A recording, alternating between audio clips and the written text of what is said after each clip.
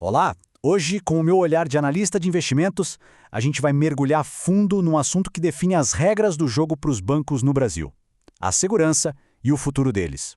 Pois é, essa pergunta ficou no ar depois da crise de 2008. E foi exatamente ela que deu o pontapé inicial para uma das maiores transformações regulatórias do sistema financeiro global, o famoso Acordo de Basileia III. Então, para a gente entender de verdade o que é o Basileia III, não tem jeito. A gente precisa voltar no tempo, lá para a crise de 2008. O que foi que deu tão errado no sistema que a gente tinha antes?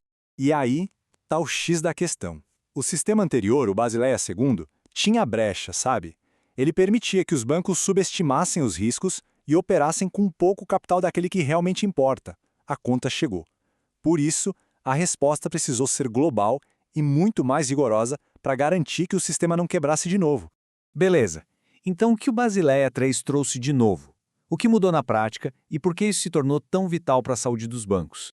Olha só que interessante a evolução. A gente saiu lá de Basileia I, que olhava basicamente o risco de calote de uma forma bem simples, para Basileia II, que tentou ser um pouco mais sofisticado. Mas com Basileia III, o jogo mudou completamente. O foco virou a resiliência do sistema inteiro. Não adiantava um banco estar bem se o vizinho pudesse quebrar e levar todo mundo junto. E aqui está o pulo do gato, a qualidade do capital. Basileia III botou o holofote todo no tal do CET1. Pensa nele como o dinheiro de verdade do banco, sabe? Ações, lucros guardados. É o capital que está ali, prontinho para cobrir um rombo na hora sem enrolação. É a linha de frente, o colchão de segurança mais parrudo que existe. E na prática, o que isso significa? Basicamente, que a régua subiu e subiu muito. Os bancos foram obrigados a ter mais capital de boa qualidade. E ainda criaram esse tal de buffer de conservação, que é uma camada extra de segurança. Se o capital do banco começar a cair e entrar nessa zona do buffer, ele fica limitado para pagar dividendos. Ou seja, primeiro arruma a casa, segura o lucro, para depois distribuir para o acionista.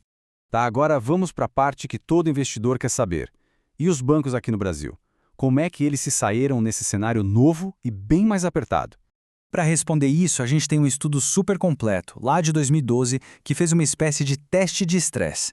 Eles pegaram 58 bancos que representavam uns 80% do nosso sistema financeiro e simularam o impacto das novas regras. Foi um verdadeiro raio-x que mostrou quem estava com a lição de casa em dia e quem ia ter que correr atrás do prejuízo. E o primeiro resultado já acendeu um alerta. De todos esses bancos analisados, sabe quantos não passariam na prova? 23. De 58 instituições, 23 estavam de alguma forma desenquadradas com as novas e mais rígidas regras de capital.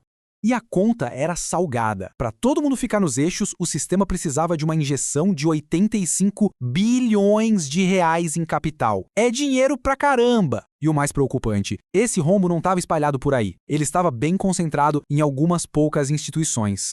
E quem eram esses bancos? Bom, o estudo mostrou que o calo apertava principalmente num setor específico, os bancos públicos. Os 3 maiores bancos públicos federais da época estavam nessa lista dos 23 desenquadrados, e a maior parte desses 85 bilhões de déficit vinha justamente deles. Só que o buraco era mais embaixo. Não bastava só identificar que faltava capital. O grande dilema era como conseguir esse dinheiro. E aí a gente entra na segunda parte do problema, que talvez seja até mais complexa. É uma lógica básica de qualquer investimento. O ROI, que é o retorno sobre o patrimônio, é o lucro que o banco entrega. Já o custo de capital é o mínimo que um investidor aceita para botar o dinheiro dele ali. Se o banco entrega um ROI menor que esse custo, ele não está só rendendo pouco, ele está, na prática, destruindo valor. E ninguém quer botar dinheiro num negócio que destrói valor, certo? E aí vem o segundo soco no estômago daquele estudo. Dos 58 bancos, pasmem, 39 não conseguiam gerar um retorno que justificasse o investimento. O ROI deles era menor que o custo de capital, ou seja, não eram nada atraentes para novos investidores.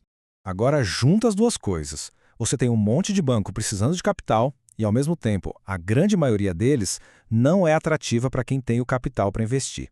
Era a tempestade perfeita. Uma necessidade enorme de dinheiro e, ao mesmo tempo, pouquíssima capacidade de atrair esse dinheiro do mercado. Ok, cenário complicado. Pressão por capital, pressão por rentabilidade. O que os bancos fizeram? Que caminho eles tiveram que seguir para sobreviver e, quem sabe, prosperar? Não tinha mágica. O capital ficou mais caro e mais difícil de achar. A saída foi uma reestruturação total. Os bancos tiveram que buscar eficiência, cortar custos, segurar mais o lucro pagando menos dividendos e, principalmente, começaram a pensar 2, 3, 4 vezes antes de colocar dinheiro em qualquer operação. O risco precisava valer muito a pena. E aí a mentalidade mudou. O lema passou a ser: como ganhar dinheiro sem precisar de tanto capital? A resposta estava em serviços, em tecnologia, em estratégias que geram lucro sem pesar tanto no balanço.